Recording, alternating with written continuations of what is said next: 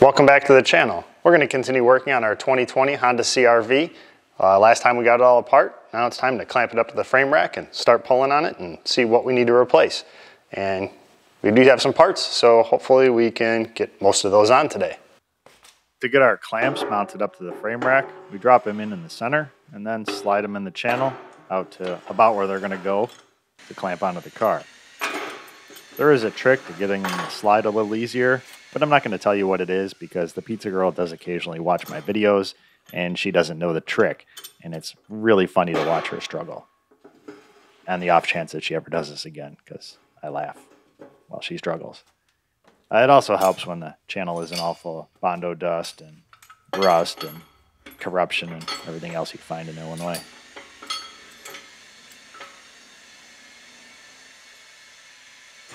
We can raise up our lift and hope we catch the pinch weld. We did. Now we can tighten up our clamps, squeeze it on the pinch weld. Once upon a time you didn't need a wrench for that, but this frame rack's about 40 years old, so you do now. Tighten up the other side. This side we got to open the doors to get to our bolts. And we're ready to go. Now we can take our stands out.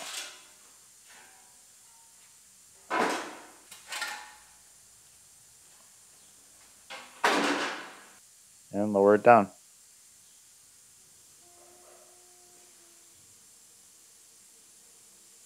And guess at the height. We guessed pretty close. Slide our ram on there. Get it about where we're going to need it. And a little golfing. Lock it in here. The old days when they purposely designed equipment to be hammered on.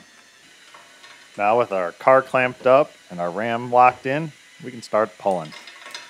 So we got a bracket on the inside of the D-pillar there through the seatbelt hole. I can get to the inner panel that way. It's kind of a C-clamp, and it's got a bunch of drive axle nuts that space out a rod, and that allows me to move it in and out depending on what thickness I need. So it's pushing right on the inside of that hinge pillar.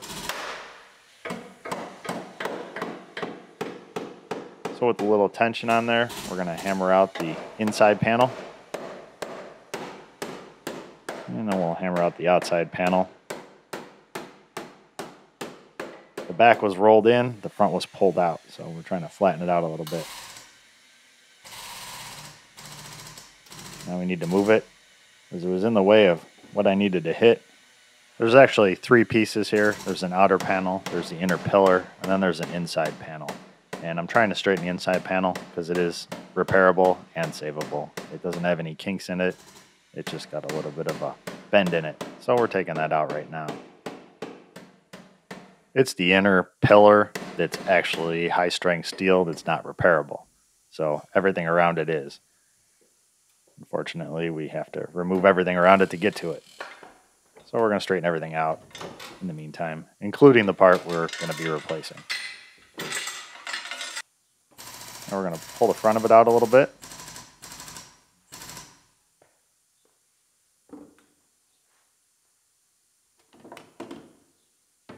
I'll straighten out our outer panel at the same time, just so that if I decide I want to put the doors on, it'll close. Right now it's wrinkled up and it'll get in the way of the door. So we're just going to flatten it out a little bit.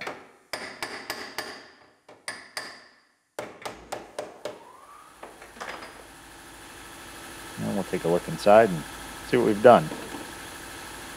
And we moved something, because now we can see our plastic that's all broken in there. That was all crushed before. Now we're going to go ahead and straighten out our C-pillar where the striker mounts. We just have a hook right on the striker. And we're just going to give it a little pull. It was all caved in there from when the door went back. Now we're trying to get all the wrinkles out of it.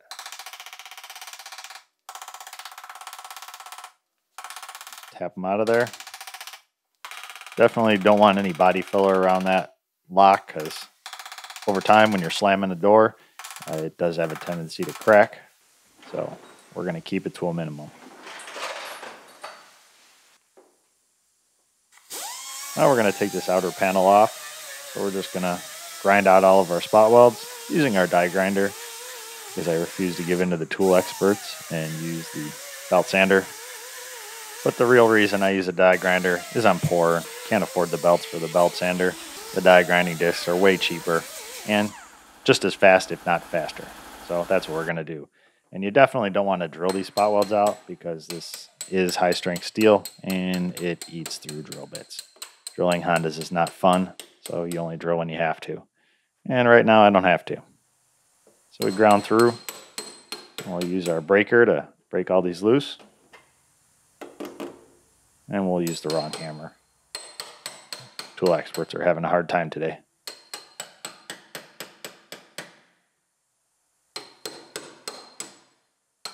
This spot weld breaker is multifunction. You can also use it as a pry bar. And you guessed it, those are available in my Amazon store. Now we're going to go up to the front. We're going to do the same thing, grind out our spot welds. And we're going to cut our line on the front. This might be our final cut if I decide to section it here, and it might not be. Our piece that I got from the junkyard goes all the way up to the front, so I can cut it a little bit longer if I need to. Now we can hammer our pry bar in here, spot weld breaker.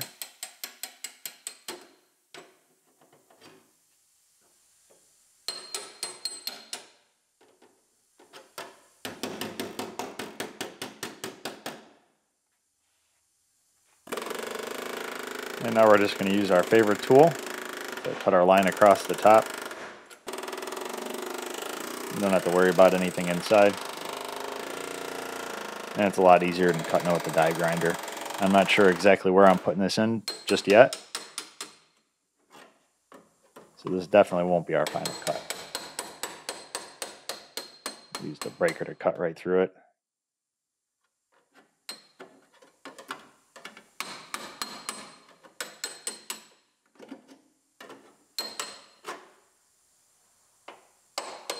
Last little part on the edge.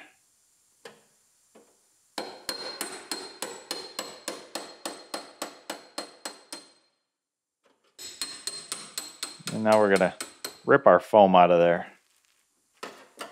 Use our pry bar. We could heat it up, but the torches are too far away and I'm lazy. That foam is stronger than the spot welds. We broke it all loose. We'll trim the back of our piece and our dog leg. This is also not our final cut. And then we're going to trim out the bottom.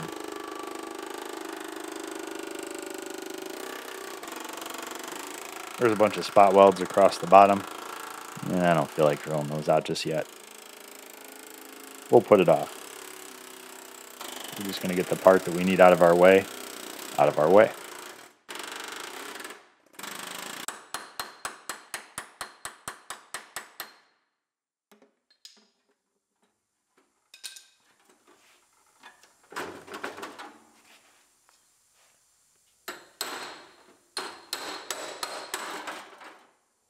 And our piece is somewhat free. Okay, safety experts, here's your moment to shine. You can tell me how I should be wearing gloves. I'm wearing eye and ear protection, so take what you guys can get.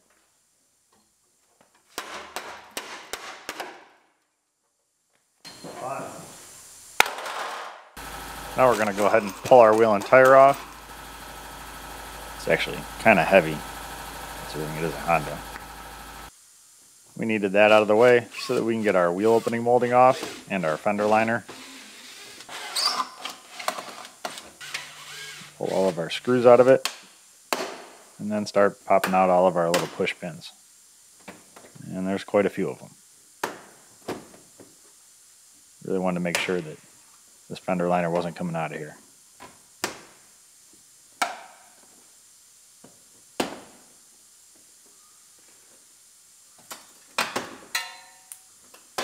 And we'll drop those and find them later. And now we can pull our wheel liner out.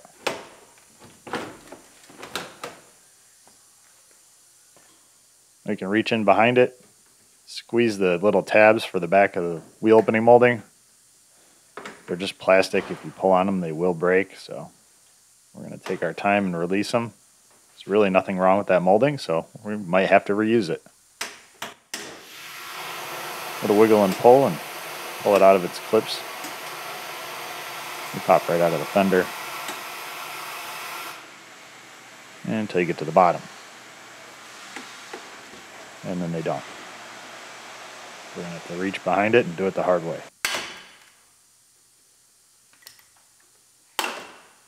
And we didn't break anything. So now we can get the screw out of our bumper that was hidden by the wheel opening molding, that was hidden by the wheel liner. That's why we had to take all that out. We're taking the fender off anyway, so we'll have to take it out eventually.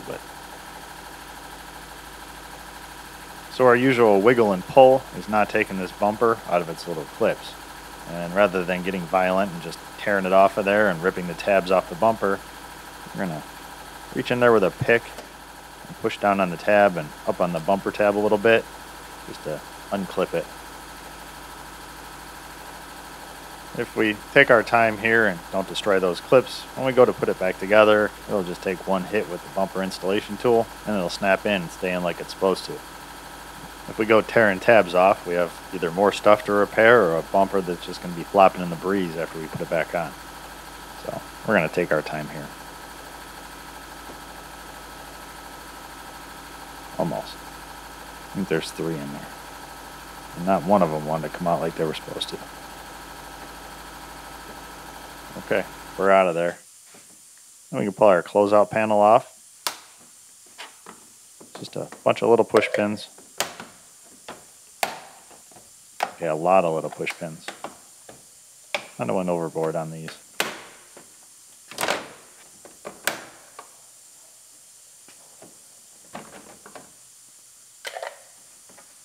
Set that off to the side. Now on to our next I bet you can't save those clips challenge. This is the molding that goes across the grill and into the headlights. I don't know what Honda was thinking, but there's some clips on the back of it that are very fragile and they will break. So you kind of reach in there with a pick and disconnect them and you can save them. We need that out of there so we get the bumper down so that we can get to our bolts on our headlight. There's one on the side and there's 2 in the front. We just took down enough of the bumper that we can move it forward and get to those bolts in the front. One at the top and one little push pin in the back just for good measure. And our headlight is somewhat free.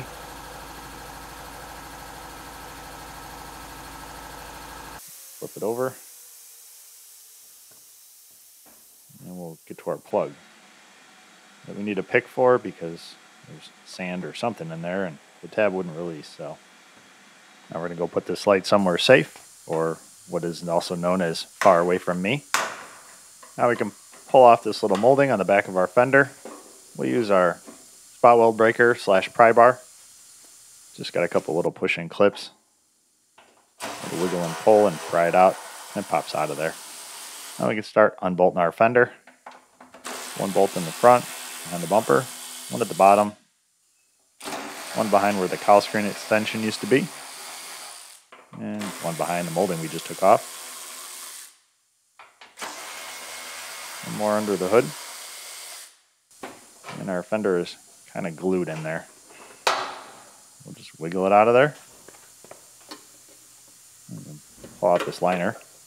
Just a couple push pins. And now we're ready to throw our rear door up here to see how everything fits. Yes, I even got one in the right color. So we took our fender off of there so that we can throw our front door up. We start at the back and work our way forward. We'll put the rear door on, we'll get our gap right in the back, then we'll put our front door on, we'll get our rear gap right, and then we'll check our fender. If everything fits, we should be good to go. And we may even measure it just to be thorough. So I traded in our 12-point bolts for some hex heads just to make this a little easier. We'll put the right bolts back in there when we're done, but it's a lot easier just to put the normal bolts in. ones Honda should have used. Our gap isn't too bad back there. And we're going to change our hinges. They were a little bit bent. I don't even need to put the door up there to find that out. So we'll grab our other door.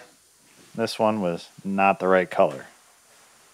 I ordered one that was the same as the rear door, but apparently in the junkyard it got run over by something. So this was all they had. It's nice not having to edge out the inside of the rear door. We're still going to paint it. This one, we're going to have to tear it all down and edge it all out. So it'll add a little more time to tear that door down. But they were the cheapest doors available, so that's why I took them. Tighten up all our bolts on the front of this door. And see how it closes. Check our gaps. And this pinstripe is annoying me, so we're going to peel it off. And it must not have been on there for very long, because it comes right off. Don't even need the magic eraser for this one. Of course, there was a little slice in it, so couldn't peel all the way to the back. The painting gnome should be happy I'm not using a razor blade on it. It really bothers him for some reason. You can see the key is in the door. I specifically requested that from the salvage yard because I'm missing the door lock for this car originally, so I'm going to have to rebuild that and rekey it. And it saves me a couple bucks to have a lock that I can reuse. So our gaps are looking pretty good. Both the front door and the rear door. We still have some movement, so we can close them up or open them, but they are even, so if we need to move it front to back, we can. So our pillar is pretty close to where it belongs. And we can pull our door off of here.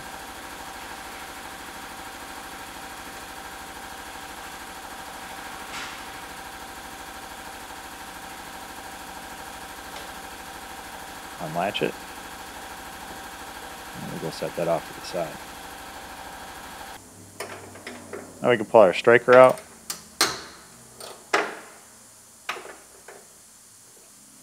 It's nice working on newer cars.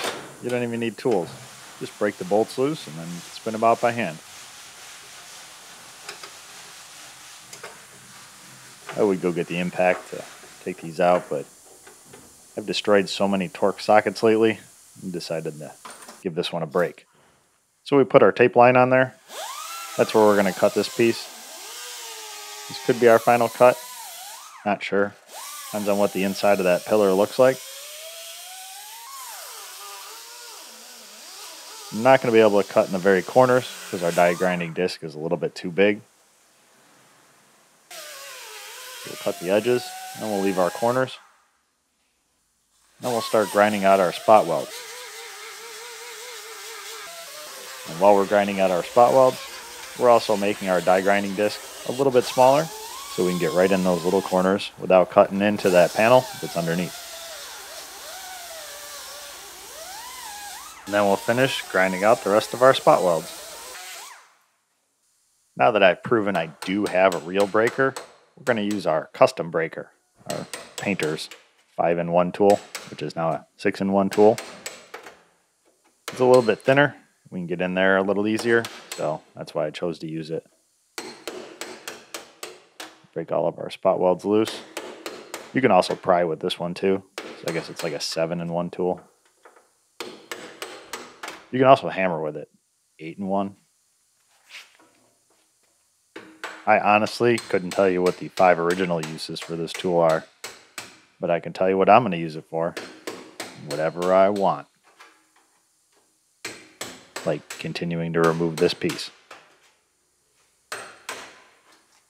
We got them all broken loose, except for that one in the middle. And a little wiggle gets that out of there. And sometimes you find nice surprises. Almost forgot. So even though our upper hinge was actually torn, it didn't damage any of this inner pillar.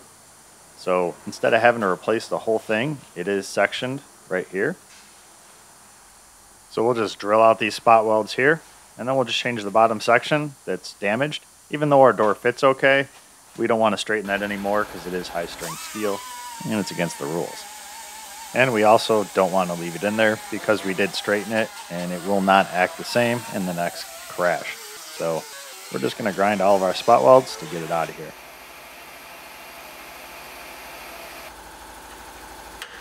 Hammer our breaker in there just as a spacer. We're going to go get our favorite tool and slide it in there and break everything loose. Both of these panels are pretty thick, so it makes getting that air chisel bit in there pretty easy. And it pops right apart. Also, because it's high strength steel, it's very rigid. I do like this design better than that terrain we did recently that had one solid piece for the B-pillar, which means we had to go all the way into the roof. This engineer made our life very easy, and he was probably promptly fired for it.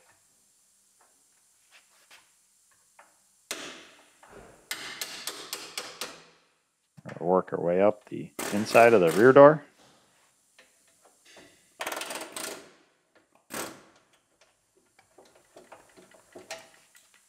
And right here it is sandwiched underneath that other piece.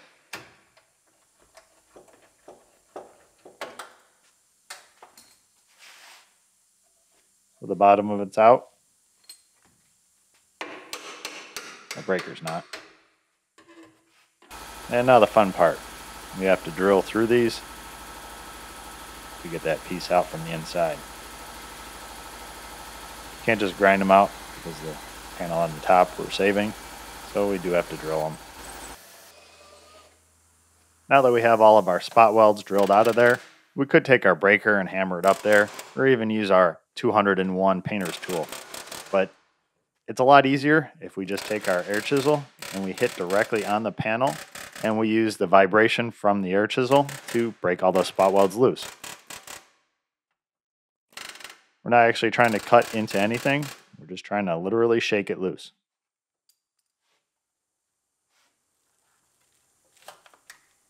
And it looks like it might have worked.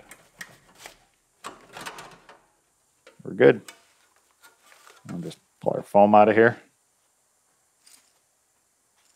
So we drilled our piece off of our parts, and we were able to save the plastic on the inside and the foam on the outer edge. This foam was broken free over here, and of course we had to take it off the other piece. But we can get to all that later, so we don't have to put any foam in here. We can actually fit this up, and we can go in through here and put foam in it at the very end. So hopefully we can just put this in one time. I already went and ground everything down and put our weld-through primer on both sides. I put some regular self-etching primer on here where I scraped off the foam and where the scraper chipped up the primer from the factory, so we won't have any rust in there. So that's just regular primer in there. Put weld-through primer on all the spots I'm going to weld, and this should be the only time I have to fit it in because I'm positive it's going to fit. Okay, I'm pretty sure it's going to fit. All right, I hope it's going to fit.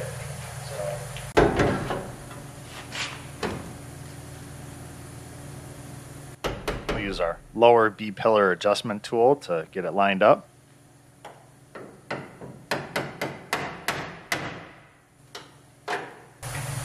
Okay, all of our scribe lines are lined up. Now,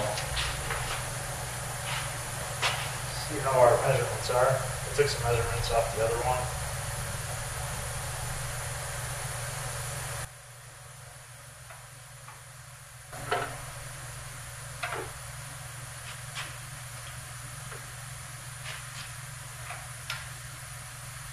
Alright, should be where it belongs. Get the gear welded up. Checking the door. Yeah, I'm not that sure. So with just 3 clamps on there, everything is pretty tight.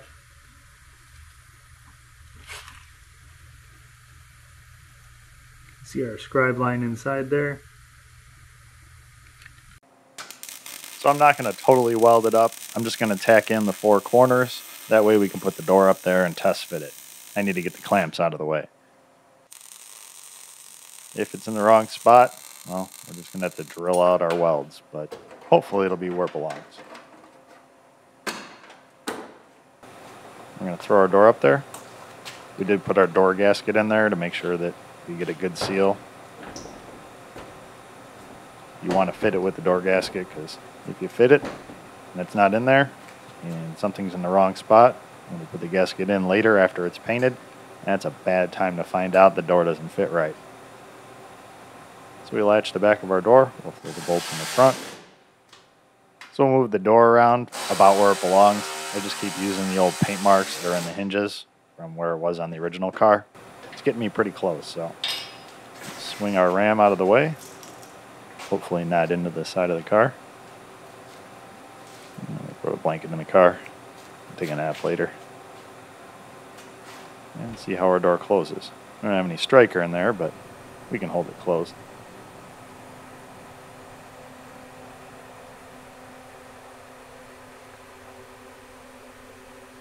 The gap looks good.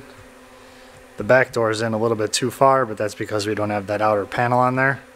It's in about the same thickness as that outer panel, so when we put that in, it should level our doors out.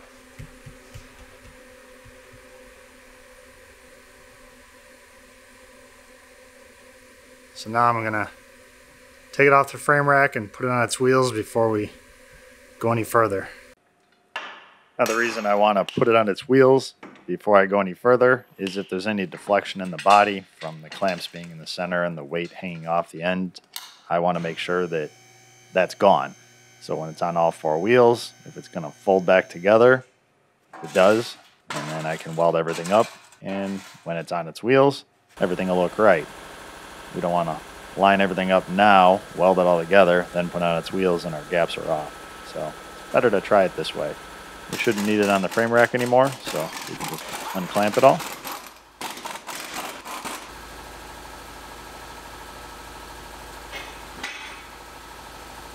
Our car's free.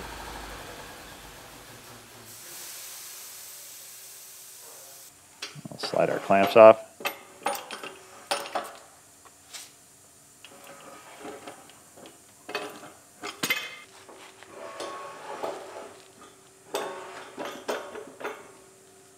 One of these days I'll get the pizza girl to do this again.